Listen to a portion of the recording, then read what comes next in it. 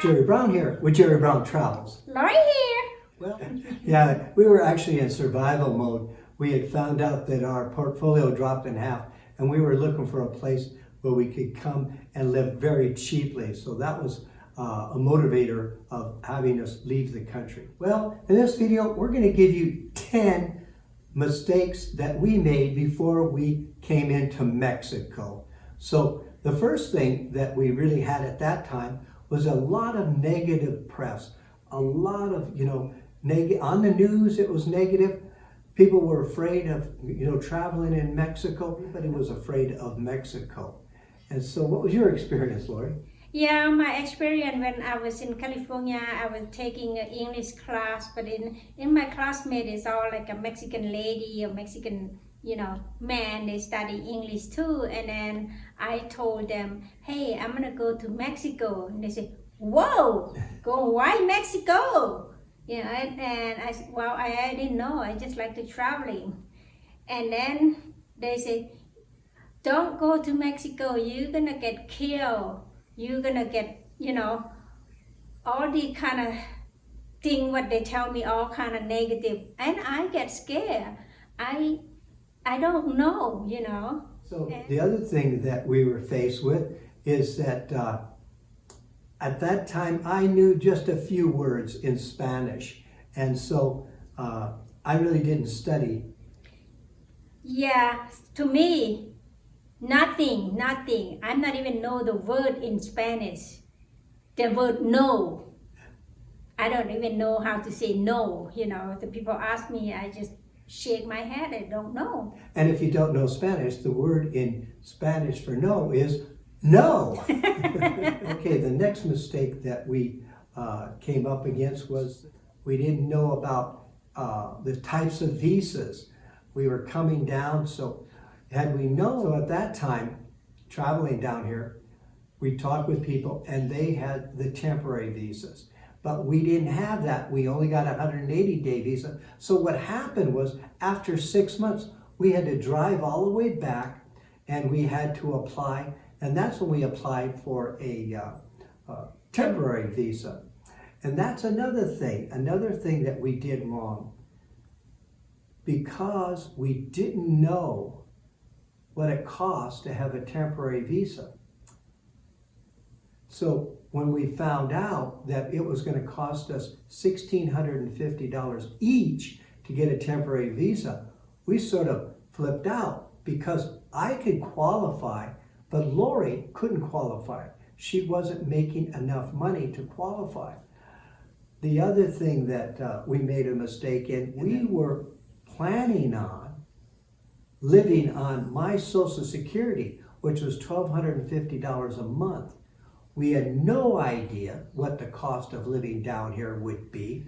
We were just hoping. We didn't look online to read about what other people were paying. So we just came down and started living. And we realized that that's going to be really, really tight to do that. So had we made more preparations and knew more about it, we could have been more realistic with how much money it would cost us to live down here. Yeah. Now the other mistake that we made was we didn't look at car insurance. Oh yeah, that's true. Yeah. I was probably thinking like $150, something like that. Well, the reality that came about was it was going to cost us $550 for the year. The other thing that we made a mistake in, we had to pay, because we didn't know, that you have a car tax, right, Lori? Oh yeah. So tell a little bit about the car tax. Well, the car, the soon you drive in, you go to the immigration in Mexico. It's about 10 miles away from the border? Yeah. Yeah, that you have to looking for that too. Some of the people know, some of the people doesn't know it. You just drive past by, you not even know. And the car, it costs you about $400, and then not cash. They won't accept cash. You have to have a credit card to put it down there. If a car is still in Mexico, they still keep that $400 US dollar until the car will go back to the state, and then $400 is reimbursed back to your credit card. Yeah, so luckily we did have a credit card, But we weren't prepared to have to pay that Yeah. $400. And we were looking at our budget at the time. And remember, we were really trying to save as much money as possible. Oh yeah, yeah. The other thing that we did wrong, timeline to get to a town, we ended up driving later in the evening when it even was dark. And that's not a smart thing to do in Mexico, is drive at night. Then the other thing, because we weren't prepared, we would get to the hotel and we'd have to find a hotel. And remember, I was looking at that time where I was looking for about $15 a night for a hotel. So you had to drive around and look for it, and it's dark. So that was always, it wasn't comfortable. The other thing that we didn't realize, a mistake we made, was that we realized, wait a minute, we got a car full of stuff. We need to find a safe hotel, preferably with a garage or a locked parking lot or something, with maybe a locked gate and a guard in there. And so we're driving around, now it's like 10 o'clock at night, totally exhausted. So we learned from that mistake was, let's not push it. Let's be a little more tranquil when we're driving. Let's start early in the day to drive, but let's end maybe about 2 o'clock or 3 o'clock, because you have to look for a place. Yeah. So that was a mistake that we really were up against. One of the things that we made a mistake, we kept our storage unit up there, and we stored stuff in there. And we're talking a few years. Oh yeah, yeah. And so, we ended up spending more money on the storage than the stuff was worth in the storage unit. Yeah, and then another mistake, we don't have insurance for that either. Right. And what happened? What happened, because the roof of the storage is leaking, and then all of our stuff is be mill, like just a mildew, a dust, and a fly around. We couldn't even, apply to get everything back or some money back. Nothing. Yeah. Nothing at all. The mistake was we had no idea of what to expect about getting a rental. So we ended up loading our whole car we took out the back seat so we could make more room. Yeah. We brought bedding, we brought pots and pans. That was a mistake because we didn't need to, as we found out when you come into Mexico in these areas where it's expat communities, and they're set up that the house is furnished. We got another mistake that I made. I had been planning in the back of my mind is maybe working here and making a little extra income. We needed the extra income. And so I thought, well, maybe I can come down there and we could work together. One of the things that we thought would be not very expensive to start and be easy to start, because Lori had a house cleaning business in Hawaii. So we thought, well, maybe we could come together, and I knew about advertising and everything. Thinking is we would start this house cleaning business here in Mexico. Well, lo and behold, because we didn't have any idea what Mexican labor was or what it would cost for a house cleaning service here, because we were only used to Hawaii. Well, Hawaii, for an average home, what did you get?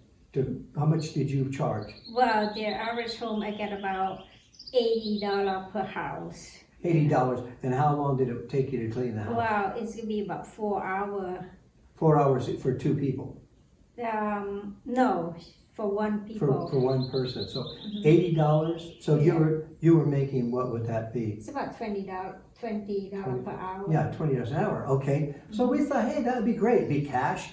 And we went, well, guess what? What we found out is a maid or a house cleaning service want to pay maybe even less than $3 an hour, and maybe at the maximum they want to pay $5 an hour. And then plus the mistake, we don't know, we cannot work in other country. That's right. That was another thing. We found out that if you're going to do it legally, you need to have a work permit. Yeah. And so it started to become very complicated. So we just decided no. And then the other thing is we didn't realize. So we get our temporary visas, and then we find out we've got to pay. It was like $300 each. Yeah. Per year for 4 years. So that was $1,200 and we didn't have that calculated in there. Mm-hmm. So little by little, you know, there's so many things to understand. And so that was quite frustrating. Another mistake that I made, and it looks like I'm making all the mistakes. I do too. Well, I'm innocent because I don't know anything about that. That's what I have him. Oh, poor thing. She counts on me to do that. So I want to go to the country, she says, then you do all the research. She didn't quite say it that strongly, but I think that's what it was. Okay, another mistake that I make, I take a special medication that is quite difficult to find. And so I was thinking, well, what I will do is that in the medical plan I have in the United States, I can get 3 months worth of medication mailed to me if I live in the United States. So I thought, without knowing, oh, I'll just have it mailed down to Mexico. Mm-hmm. Well, you can't do that. When it gets into customs, they look at it and you have to have a receipt in there. They're going to look at the value. They're going to tax it and everything else. Well, I would have probably been paying, 3 or 4 times as much as I actually could buy it down here. Well, actually, we could go through many, many more mistakes that we made coming down here. And that's the thing, is that you're just constantly learning. You're constantly learning about the different things that you have to deal with. Their law is different than ours. You know, the culture shock too. So that's a make mistake. I said, why I'm here? I'm not even know it. Well, let me ask you this, Lori. After 11 years of being here, and through all the mistakes and everything that we've learned, we're constantly making mistakes and we're constantly learning new things. But all in all, what do you think about Mexico? Well, after 11 years I live in here, I feel now, because everything we corrected, all the mistake we corrected that, and then now I feel comfortable to live it here. I have a lot of friends who care about me, and then I care about them just like a family. So I decided to live here. Okay, well, that's the bottom line. Okay, thanks for listening to us, and I hope that has helped you. And also